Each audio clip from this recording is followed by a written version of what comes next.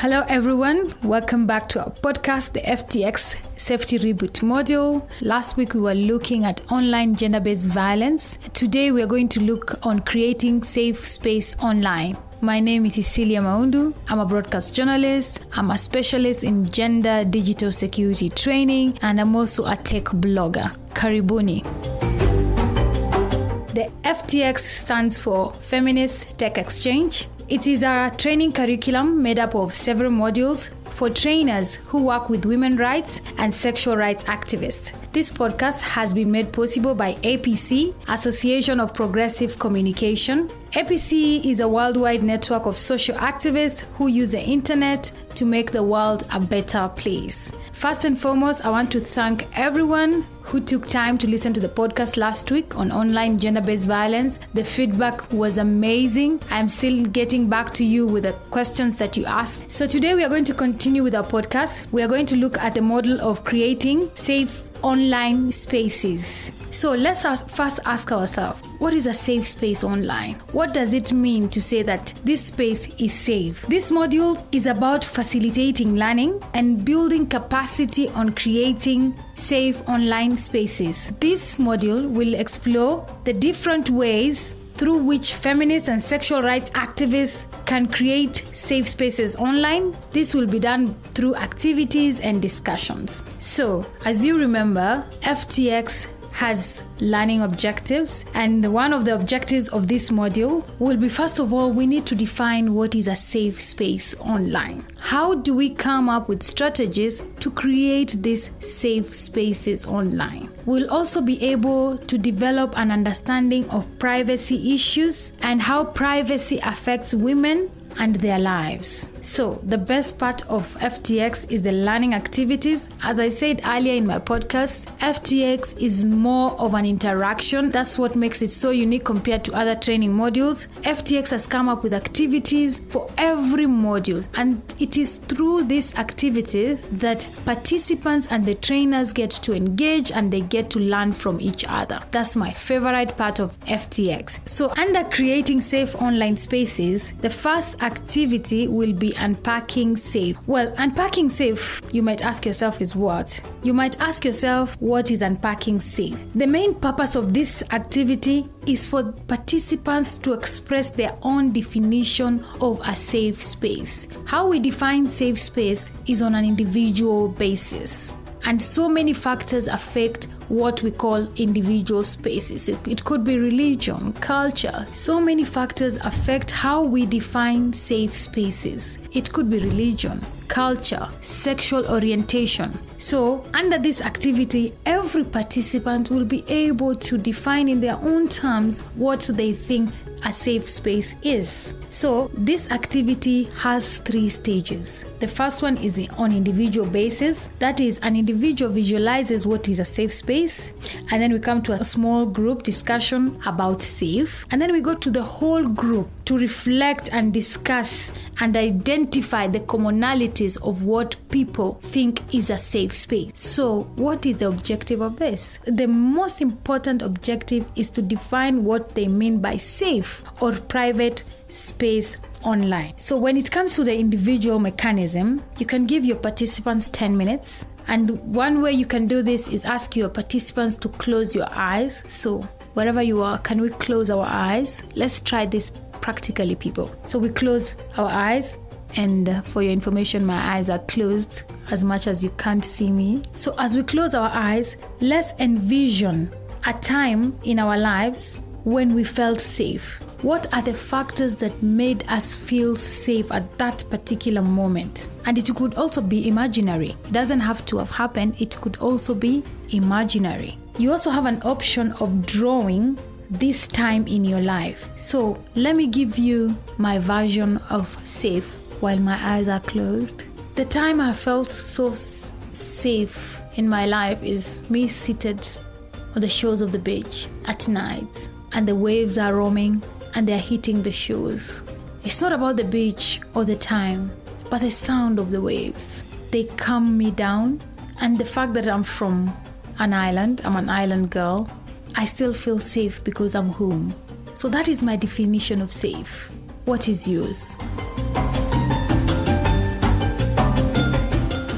So to the mechanism. So to the first stage of this activity, remember I said it takes place in 3 stages. The first stage is on individual, the second one is in a small group, the third one is in a group. So on the first stage, tell your participants, you as a security trainer, to close their eyes and envision a time in their lives when they felt so safe. The time and place. And remember, it doesn't have to have happened. It can be imaginary. So let's try this practically. Wherever you are, close your eyes and think of a time when you felt so safe in your life. Where were you? And it's not even about the place. What made you feel safe at that moment? As for me, I'm imagining myself seated along the shores of the beach at night, and the waves are hitting the shore, and there's a full moon, and all I feel is safe. It's not about the beach as much as I'm from the island. It's about how the sea is rolling, how it's just taking its natural course. The second stage is now going back to small groups, and participants share their idea of safe in terms of what they thought in the first stage, what they visualized, what made them feel safe. And remember, it's not about the time or place. It's at that moment, what made you feel safe? As I said, for me, it is me sitting along the shores of the beach at night and the waves rolling, and I feel like everything is going to be okay. And then after that, after you share this, you exchange ideas. The purpose of this is to ensure that each participant has time to speak about what they visualize. You get to share and even get to learn from other people. What is their idea of safe? And remember, you could also draw the time and the place in which you feel the safest, including the elements and the factors that make you feel safe. And then after you've been in your small groups, now you go to the main group, all the participants. This is for the purposes of to process the word safe. And people here come up with different ideas, and the purpose of this is for people to get the commonalities from your responses, and paying attention and highlighting factors that can be applied to online spaces. So that's the end of our first activity. I know it's very fast. The second activity is develop your internet dream place. First of all, let's ask ourselves, what is a dream? You've heard of the saying, dreams do come true. I know it sounds like a cliche, but people, go with me. What is a dream? I know you've heard of the famous saying, dreams do come true.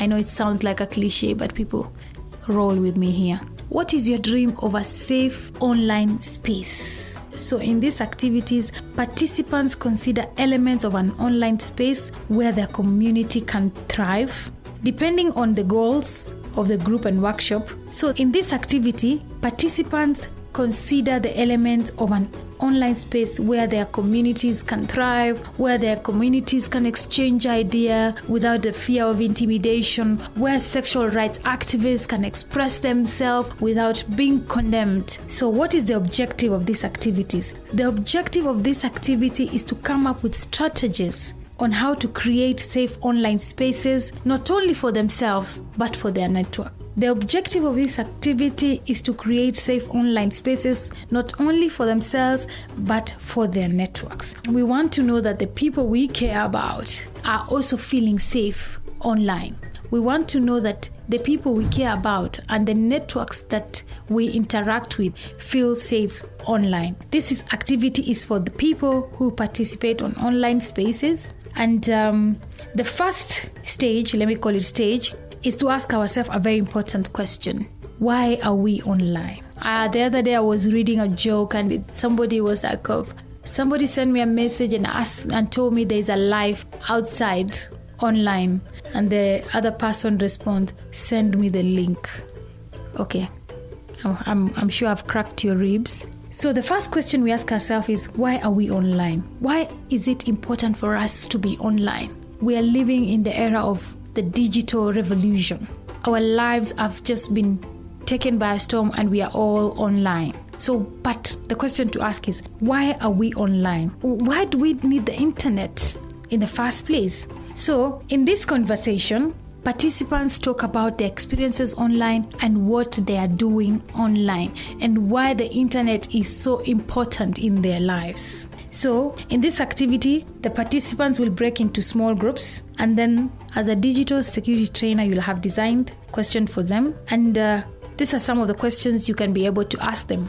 Why is this space significant? Why is the internet space significant? Who is it for? Who is it not for? How can you make sure? What kind of things do people do in this space? What are the rules? Who can be online? What are the regulations? What can people talk about in these spaces? And who has the responsibility of managing this space? And then as we are in our groups, people will answer these questions very creatively, and they will be able to share their presentation and have their participants ask questions and be able to clarify and also say why they came up with the answers that they did. So in our group activity, as a facilitator, you'll have questions for your group, and some of the questions is, why is it important to be online? What is the significance of the online space? Who is it for? Who is it not for? What kind of things do people do in this space, you included as an individual? What are the rules of these online spaces? Who can join? Who cannot join? Who has the responsibility of managing the space? And in this group, people will come up with different responses, and they will be able to come up with presentations which they will share with the rest of the group, and the participants will be able to ask questions which are constructive, where they can exchange ideas. All these ideas are in creating safe online spaces. Because remember, this module is about creating safe online spaces, especially for feminist and sexual rights activists. Under this module, there's also making online spaces safer, and there's also an activity, and it's titled Making Online Spaces Safer. The goal of this activity is to go through the privacy options for accounts and groups of the agreed, that is, you have to agree, of the famous social media sites. A considerable number of people are on the online spaces, and they're using social media platforms. So the goal of this activity is to go through the privacy options for accounts and groups of the agreed upon. This is an activity to make the dream places real, including addressing the challenges of current design and the policies used by these social media platforms. This activity is very constructive, considering that most of us are on social media platforms. How can we put this social media platform to task to be able to help us create safe spaces online? So a learning objective in this activity comes up with some strategies to create safe online spaces for themselves and their networks, and also gain an understanding of the privacy limitations of social media. If I might pose a question, and you can answer it through my Twitter handle, how many of you read terms and condition? I can already guess, but I don't want to make any conclusion. So let's go on. After you've sat down in groups and and discussed on how to come up with ways of making social media platforms safe online, after sitting down and discussing, the participants can now converge and express their ideas on how to make these social media platforms, both from an individual level and also putting to task the social media platforms. So that's the end of our podcast today. I hope you've been able to learn something. In case you have any queries, kindly send me your questions. My Twitter handle is @CeciliaMaundu. Again, my Twitter handle is @CeciliaMaundu. You can send me your questions or your contribution, and I will talk about them next time. Again, I want to thank APC for this generous funding. All this would not have been possible without your input. Asante sana. Thank you so much.